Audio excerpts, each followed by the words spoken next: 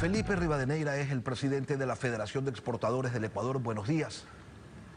Buenos días, Lenin. Un gusto estar acá. Saludos a esta distinguida audiencia. El gobierno nacional convoca a un diálogo nacional para llegar a un acuerdo y ustedes que han venido acompañando al régimen en casi todas las iniciativas que ha tenido, ¿qué expectativas tienen en esta ocasión?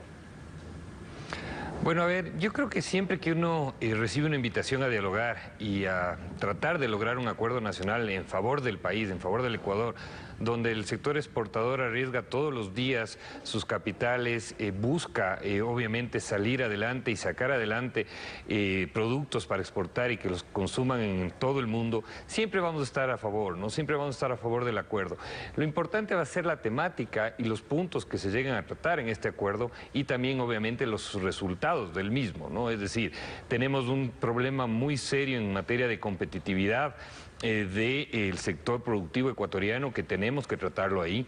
No nos olvidemos, Lenin, que para el sector exportador es muy difícil trasladar el incremento de cualquier tipo de costo que exista de nuestros productos hacia afuera, porque el mercado internacional es quien determina los precios. Es decir, nosotros mientras logremos sostener precios competitivos afuera, será cuando podamos vender nuestros productos. Entonces, yo creo que el tema de competitividad es muy importante, ¿no? Quienes tenemos buena memoria recordamos con claridad que ustedes ya firmaron con el gobierno un acuerdo por la producción y el empleo, documento que se basaba en los resultados de las mesas de trabajo del Consejo Consultivo Productivo y Tributario. Entonces, no es que falten diagnósticos, no es que falten acuerdos, porque ya los han firmado incluso con el régimen, falta ejecutoria.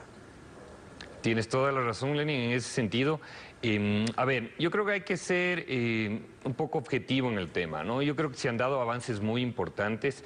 No ha sido la panacea, como tú bien lo dices. No hemos logrado todo lo que hemos solicitado en esos acuerdos. Te puedo decir un tema muy importante. Se trató, por ejemplo, la eliminación del anticipo mínimo del impuesto a la renta. Se trató sobre un pedido muy importante del sector exportador, que es la eliminación del impuesto a la salida de divisas. El impuesto a la salida de divisas, déjame decirte, es para nosotros la piedra en el zapato del sector exportador, y no solo el sector exportador, sino también del sector productivo y de la atracción de inversiones en el país. Es algo que se tiene que tratar y se lo tiene que eliminar.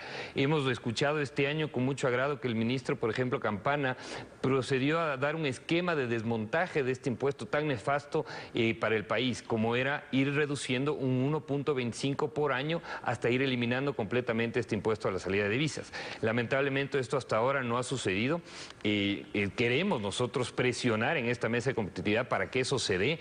Yo creo que ahora que se ha dado este acuerdo importante con los organismos multilaterales de traer recursos, espero que dentro de esto se dé un paraguas o de alguna manera se traigan esos recursos para irlo desmontando paulatinamente, porque claro, este impuesto realmente es una piedra en el zapato para el sector exportador y para el sector productivo del país. Ahora, lo que ustedes solicitan es lo mismo que piden desde hace tiempo y que se supone ya tuvo respuestas parciales con el Código de la Producción, con la Ley de Alianzas Público-Privadas, con la Ley de Incentivos Tributarios, con la Ley de Reactivación Económica, con la Ley de Fomento Productivo y Atracción de Inversiones, entre otras leyes. No han faltado, pero el sector productivo sigue pidiendo más. Usted dice, eliminar el impuesto a la salida de divisas, eliminar el anticipo del impuesto a la renta, también piden reformas laborales.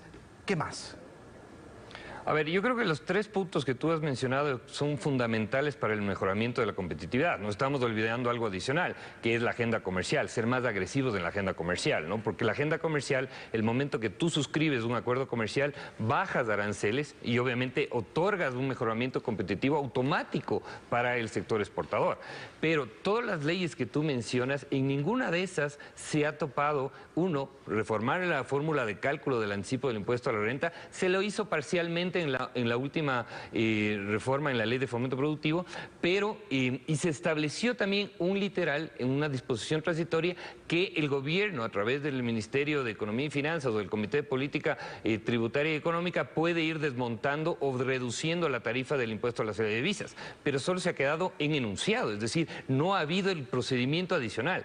Insisto, en esta semana, ayer tuvimos un evento muy importante en Guayaquil donde estuvimos con ASCOA, que es el Council of Americas, en donde vinieron muchos de inversionistas, potenciales inversionistas del país, y la mayor preocupación de ellos es el impuesto a la salida de divisas, porque es un impuesto encubierto es un impuesto muy nocivo para el sector exportador y para el sector productivo ecuatoriano. Yo creo que tenemos que atacarle a la raíz del problema. Ese impuesto hay que desmontarlo y tiene que hacérselo de forma urgente. Pese a todo, las exportaciones totales del Ecuador crecieron en un 16%, las no petroleras casi en un 5%.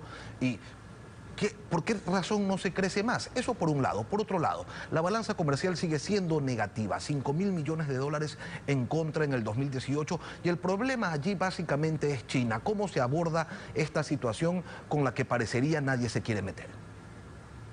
Bueno, a ver, es muy sencillo el tema, ¿no? Para nosotros poder crecer y seguir más sosteniendo y hacer una economía sostenible, tenemos que salir de ese modelo de dependencia de la economía petrolera. Cuando tenemos superávites, obviamente cuando exportamos mucho más petróleo, porque las exportaciones no petroleras no han llegado a alcanzar o a superar esos montos de exportación del tema petróleo, ¿no? Y yo creo que para eso se tiene que trabajar mucho, no es un tema sencillo, no es un tema que se da de la noche a la mañana, tenemos que, como te decía, avanzar mucho en la agenda comercial. Tenemos la Alianza del Pacífico a las puertas de lograr incorporarnos como miembro pleno, que ojalá lo sea así.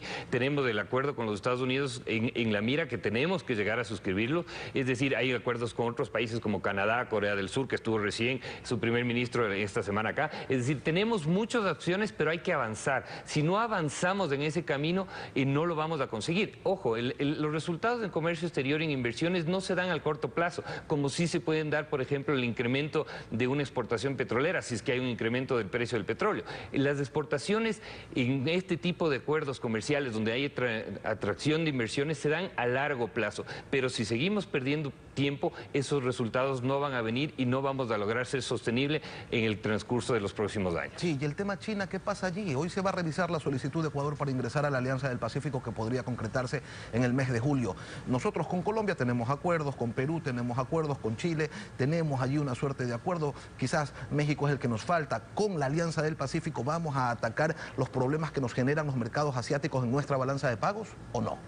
Sí, totalmente, ¿no? Lo que tú acabas de decir, antes de responderte lo de China, el tema de México es muy importante. Hay que lograr un acuerdo más amplio con México, que no lo tenemos, y es la parte que nos falta para poder integrarnos completamente en la Alianza del Pacífico.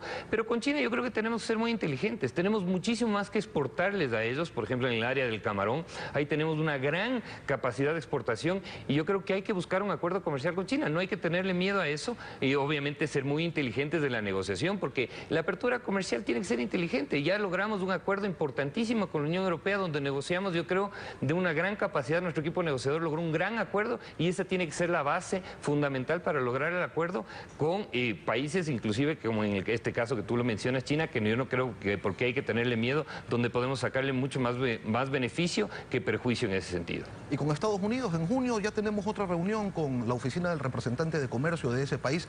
14 temas sensibles se han resuelto en 6 meses. ¿Qué viene luego?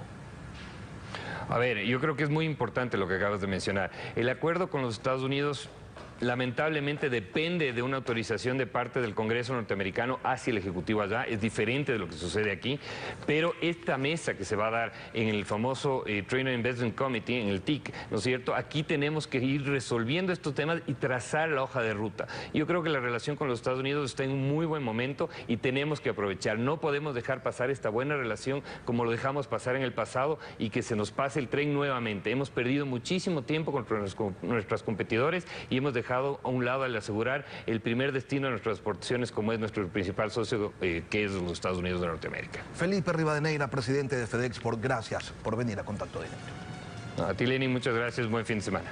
Igualmente. Bien, y así concluimos con